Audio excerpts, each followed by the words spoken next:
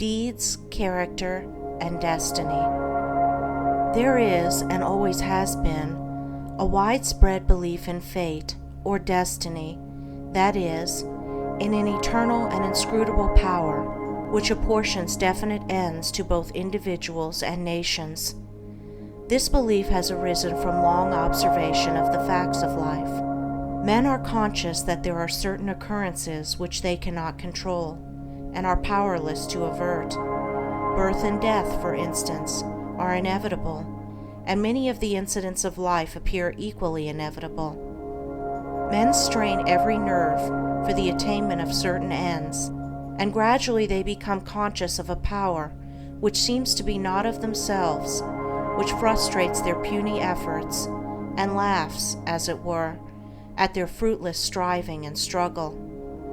As men advance in life, they learn to submit, more or less, to this overruling power which they do not understand, perceiving only its effects in themselves and the world around them, and they call it by various names, such as God, Providence, fate, destiny, etc. Men of contemplation, such as poets and philosophers, step aside, as it were, to watch the movements of this mysterious power, as it seems to elevate its favorites on the one hand and strike down its victims on the other, without reference to merit or demerit.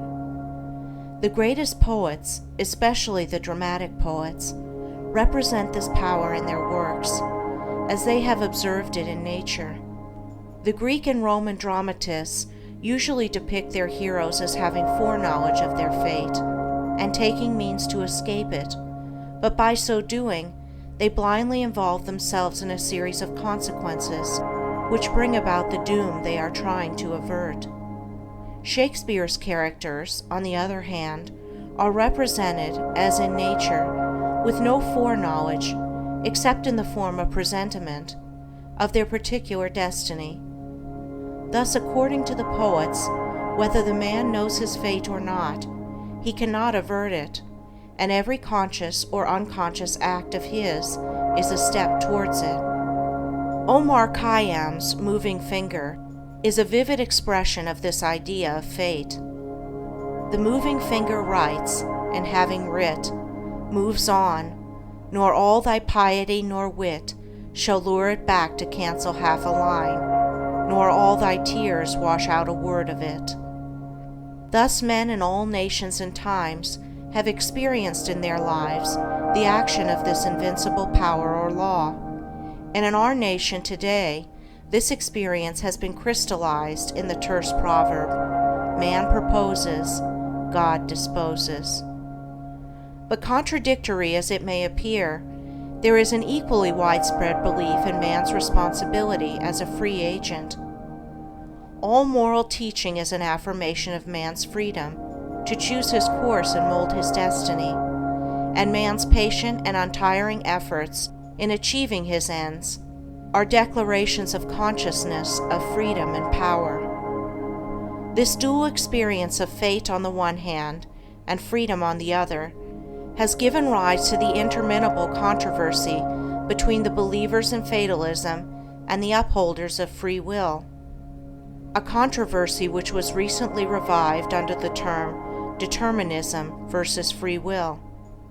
Between apparently conflicting extremes, there is always a middle way of balance, justice, or compensation, which, while it includes both extremes, cannot be said to be either one or the other, and brings both into harmony, and this middle way is the point of contact between two extremes.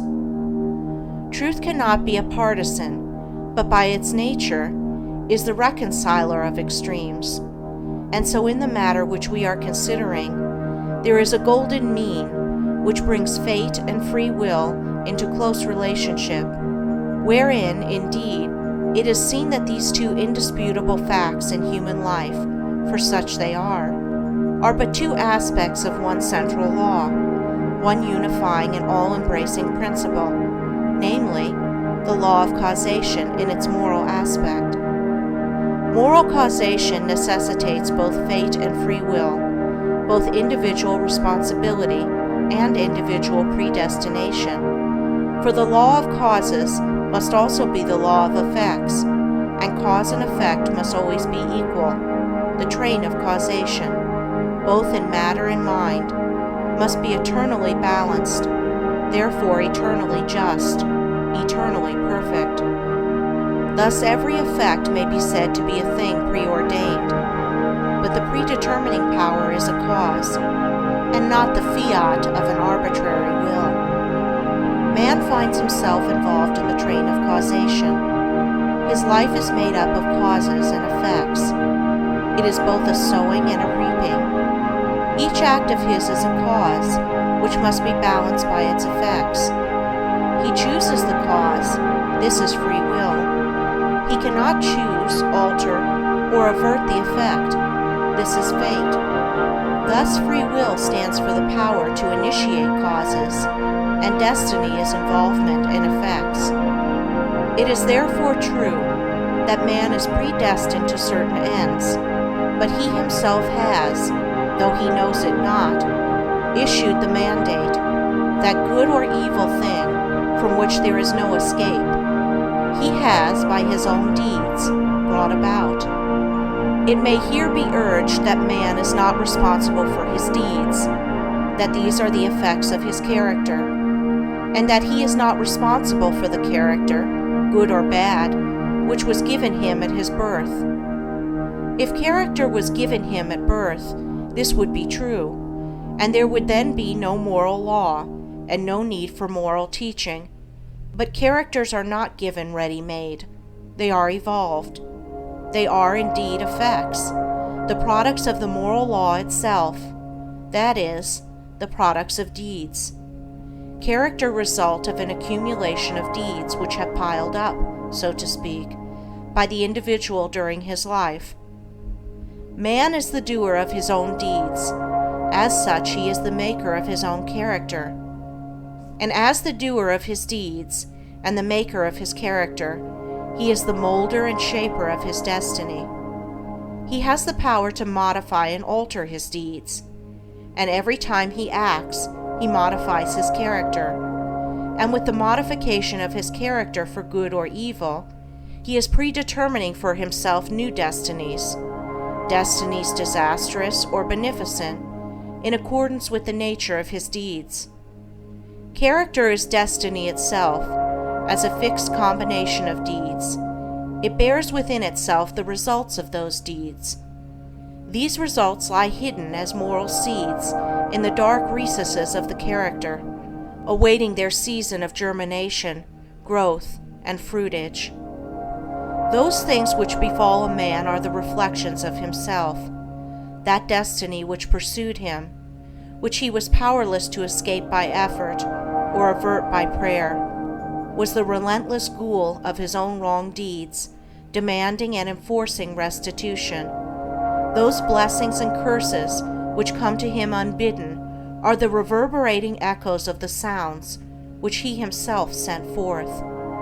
It is this knowledge of the perfect law working through and above all things, of the perfect justice operating in and adjusting all human affairs, that enables the good man to love his enemies, and to rise above all hatred, resentment, and complaining, for he knows that only his own can come to him, and that, though he be surrounded by persecutors, his enemies are but the blind instruments of a faultless retribution, and so he blames them not, but calmly receives his accounts, and patiently pays his moral debts. But this is not all. He does not merely pay his debts. He takes care not to contract any further debts. He watches himself and makes his deeds faultless. While paying off evil accounts, he is laying up good accounts. By putting an end to his own sin, he is bringing evil and suffering to an end. And now let us consider how the law operates in particular instances in the outworking of destiny through deeds and character. First, we will look at this present life, for the present is the synthesis of the entire past, The net result of all that a man has ever thought and done is contained within him. It is noticeable that sometimes the good man fails and the unscrupulous man prospers, a fact which seems to put all moral maxims as to the good results of righteousness out of account. And because of this, many people deny the operation of any just law in human life, and even declare that it is chiefly the unjust that prosper. Nevertheless, the moral law exists, and is not altered or subverted by shallow conclusions. It should be remembered that man is a changing, evolving being. The good man was not always good. The bad man was not always bad.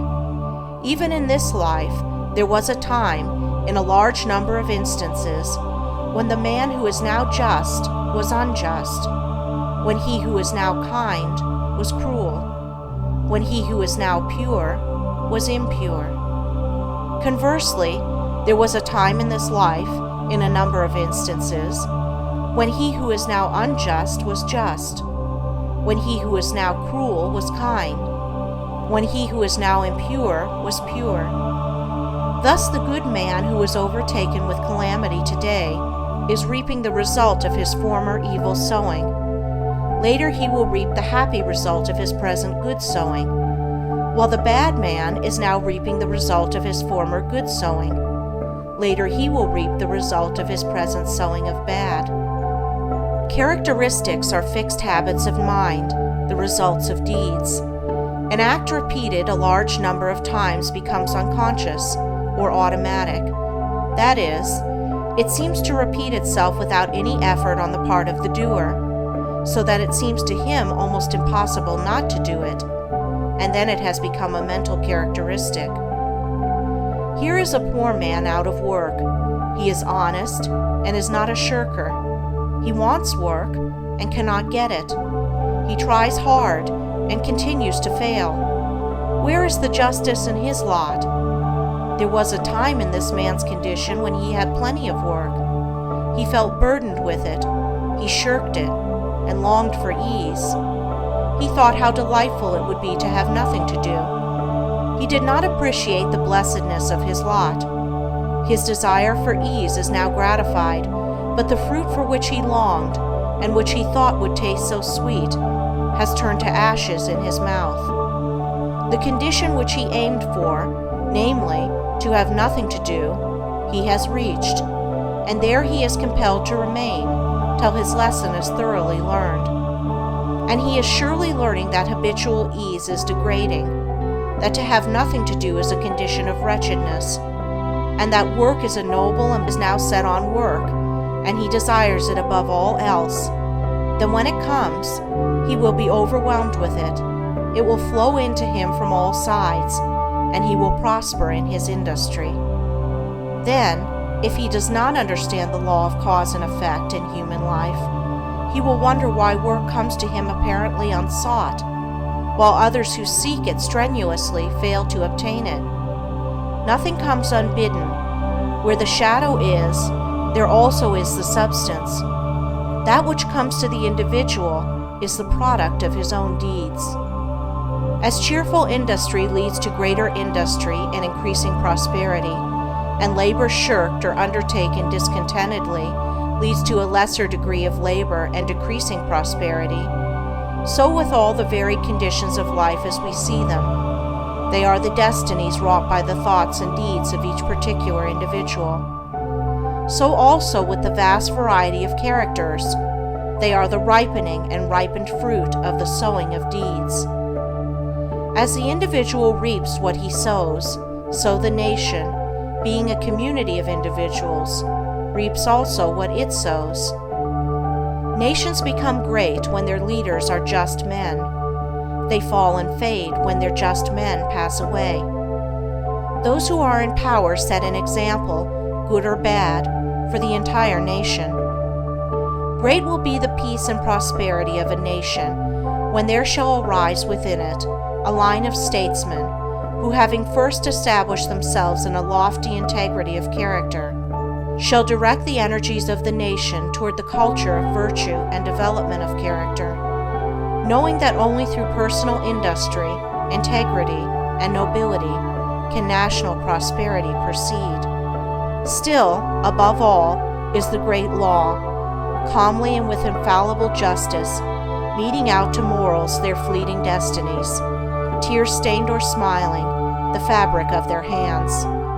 Life is a great school for the development of character, and all, through strife and struggle, vice and virtue, success and failure, are slowly but surely learning the lessons of wisdom.